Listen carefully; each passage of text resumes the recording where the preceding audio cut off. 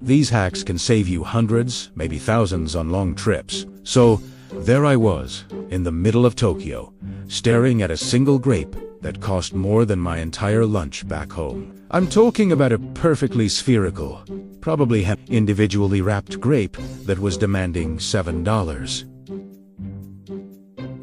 7.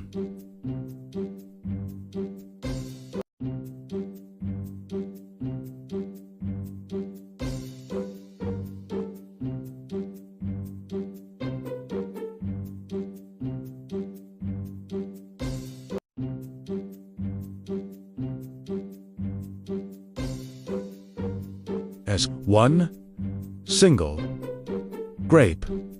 At that moment, I had an epiphany. Not a profound, life-changing one about the nature of existence, but more of a panicked, wallet-screaming one. I am going to go broke out here. I'd saved for a year for this dream trip to Japan, picturing myself eating mountains of ramen and sushi, not rationing my savings for a single piece of luxury fruit. That's when my inner cheapskate, a creature I usually keep locked away, burst out like the Kool-Aid Man through a brick wall.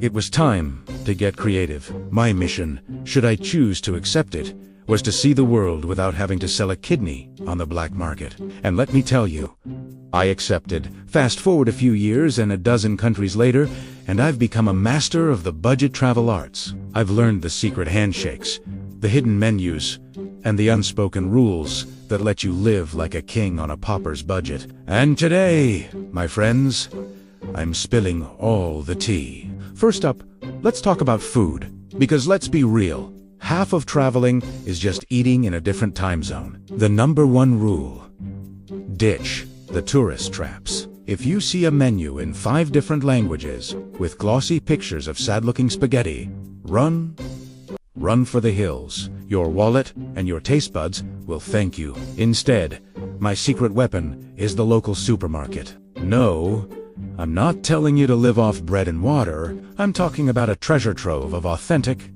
delicious, and ridiculously cheap eats. In Italy, I feasted on fresh prosciutto, cheese, and a bottle of wine for less than the price of a single pizza in the main square. In Thailand, the ready-to-eat section had curries that would make a 5-star chef weep with joy. It's a cultural experience. You get to see what real people eat. Plus, you can have a picnic in a beautiful park instead of a stuffy restaurant. It's a win-win. Next, let's tackle accommodation, the big bad wolf of any travel budget. Forget those fancy hotels with the tiny, overpriced bottles of shampoo you're tempted to steal. My philosophy is this: your room is just a place to store your stuff and pass out after a long day of adventuring. So why pay a fortune for it? I once stayed in a place in Prague that was, let's call it, rustic. It looked like a set from a historical drama, and the shower had the water pressure of a gentle sigh. But it cost me less per night than a fancy coffee, was right in the city center, and gave me a story to tell. Look for guest houses, local inns, or even private rooms in hostels. They're often cleaner, friendlier, and give you a much better feel for the place you're visiting. Plus, the money you save on a room is money you can spend on, actual fun. Finally, the ultimate hack that nobody talks about: the art of walking. Your feet are the best and cheapest mode of transport you have. I know. Walking. Groundbreaking. But hear me out. When you take the subway or a taxi, you're just teleporting from one tourist spot to another. You miss everything in between. When you walk, you stumble upon the hidden alleyways, the quirky little shops, the local artist painting on a street corner.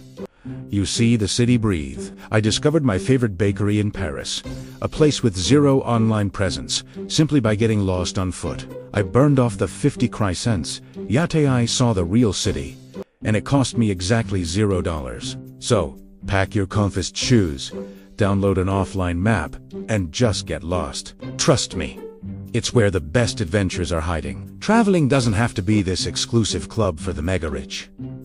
It's for everyone. It's about being smart, a little bit daring, and willing to trade a mint on your pillow for an unforgettable story. So go out there, be a savage, and save that money for what really matters. experiences, memories, and maybe, just maybe, an entire bunch of grapes instead of just one.